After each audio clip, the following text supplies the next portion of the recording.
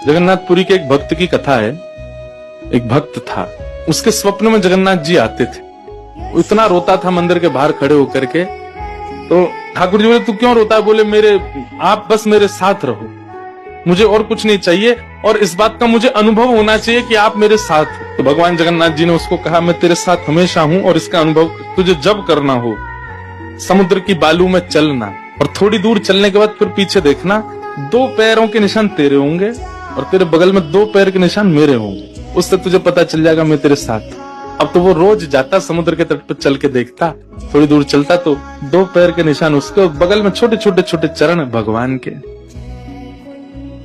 इतना प्रसन्न रहता था। लेकिन ये उसके घर में कोई घटना घटी, माता जी का देहावसन हो गया, बहुत कष्ट में आ गया, इतना पीड़ा में आ गया, रोने लगा, बिलखने लगा। अपनी माँ के जाने के भाव से तुरंत दौड़ करके गया। बोले, मैं मन को शांत करने का एक ही तरीका, पता चले जगन्नाथ जी मेरे साथ।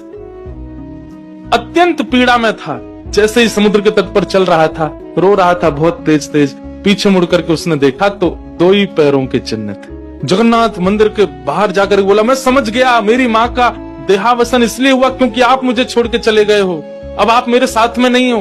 आपने कुछ दिन मेरा संग किया, उसके बाद मुझे अकेला छोड़ दिया। नाथ, आप ऐसा कैसे कर सकते? मुझसे क्या अपराध हुआ? रोने लगा, बिलखने लगा। जगन्नाथ जी रात्रि में फिर स्वप्न में आए। क्यों रो रहा था?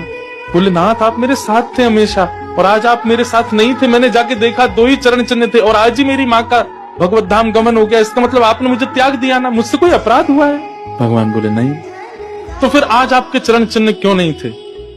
भगवान बोले, कल तक मेरे चरण चिन्ह थे क्योंकि तू भी चल रहा था और मैं भी चल रहा था, परंतु आज तू पीड़ा में आ गया तो तुझे गोद में लेके मैं ही चल रहा था। वो मेरे चरण चिन्ह, तेरे नहीं, मैं ही हूं।